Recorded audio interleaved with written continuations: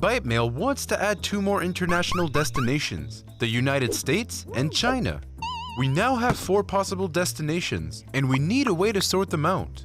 Luckily for us, else-if statements will help us here. Nothing is stopping us from using more than one else-if statement in a single if statement. This will build an if statement that controls many different outcomes. Before we jump into building ByteMail's machine, let's review the 3 rules of if statements. 1. If statements must always begin with the if instruction. 2. We can add as many else-if statements as we'd like, but they are not necessary. 3. We can have one and only one else statement at the end of the entire if statement.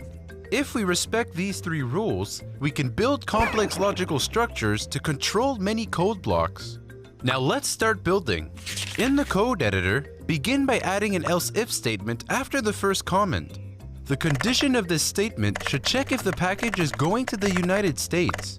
Don't forget to create a code block to show a message telling us its destination. Then, add another else-if statement to check if the package is going to China. As always, write a code block to display a message. Hit Run Code to test your code.